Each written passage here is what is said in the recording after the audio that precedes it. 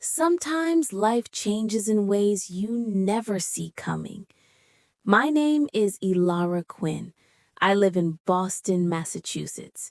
I am 25 years old, and today I'm about to tell you a story that shattered me, healed me, and changed the way I look at love forever. You see, a trip, just a trip, was supposed to be the happiest memory of my life, but it became the day everything I believed in collapsed. I had been dating Rowan Vale, a man who wasn't just my boyfriend, he was my safe place, my dream, my best friend. For 2 years, we planned everything together: what movies to watch, which cafe to go to, what future we wanted. And then came the moment I thought would seal our love forever. Rowan had surprised me with tickets to Greece, Santorini, the place I always dreamed of, with its blue domes and golden sunsets. He said, "Ilara, this trip will be unforgettable." And my heart, it was already flying before the plane did. For weeks, I counted the days. I bought new dresses, planned our itinerary, searched every little restaurant by the sea where we could sit, laugh, and talk about forever. Every night I fell asleep, dreaming of walking hand in hand with him on the white cliffs. I believed nothing could ruin it. But life, it has its way of laughing at your plans. The night before the trip, Rowan called me. His voice was strange, hesitant, cold, like he was carrying a weight I didn't know about. "Ilara," he whispered, "we can't go tomorrow." My heart stopped. "What do you mean we can't go? Our bags are packed, the tickets are ready. We've been waiting for this for months." I wanted to believe it was a joke, some surprise twist. Maybe he was hiding a bigger plan. But then he said the words that cut deeper than any goodbye. "I need time. I don't think I can do this with you anymore." The room spun. I stared at my suitcase lying open, the dress I bought for the sunset dinner still folded, untouched. Are you breaking up with me?" My voice cracked. Rowan didn't answer immediately. Silence screamed louder than words.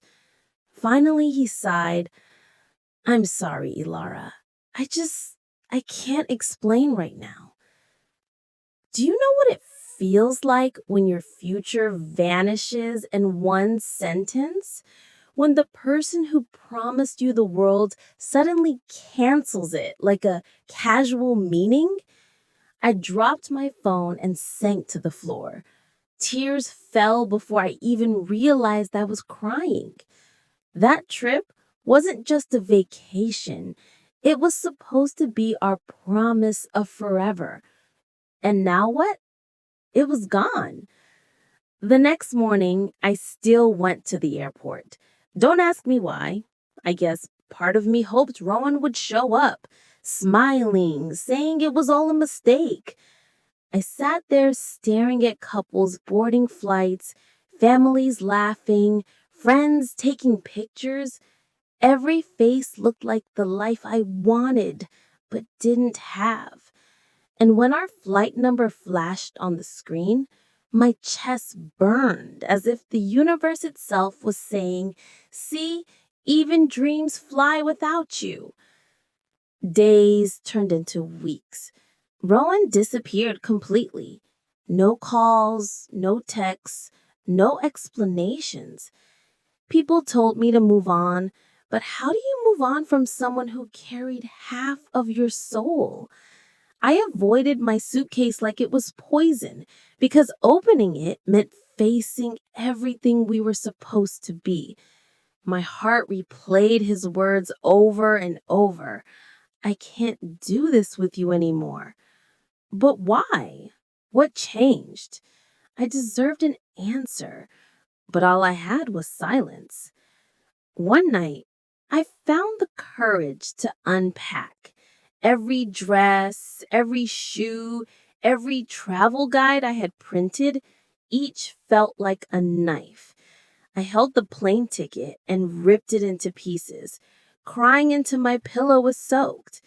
That's when I realized sometimes closure never comes from the other person. Sometimes closure is the moment you accept you may never know why.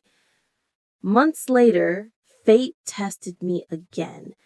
I was at a bookstore, reaching for a novel, when I froze. Rowan was there. He looked tired, thinner, and when his eyes met mine, guilt drowned him instantly. "Ilara," he whispered, as if my name was forbidden.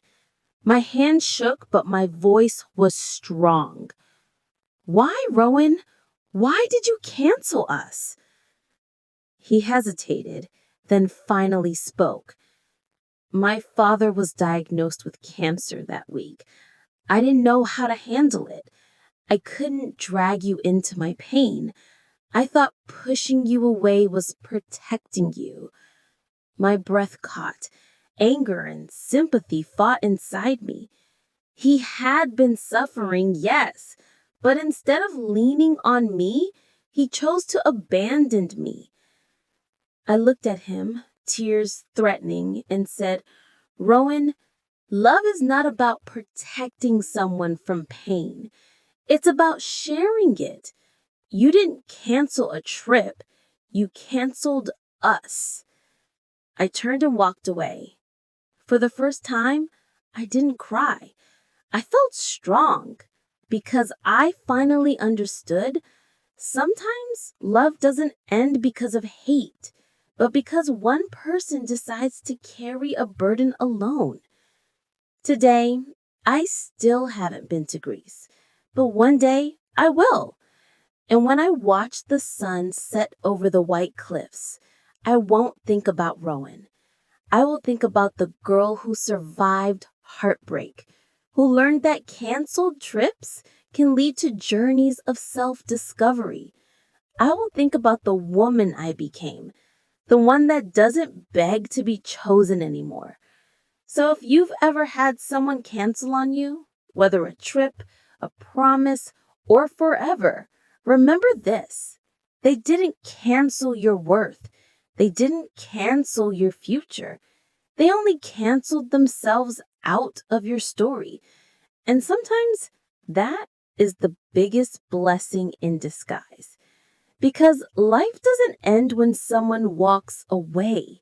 It begins when you choose to keep walking without them.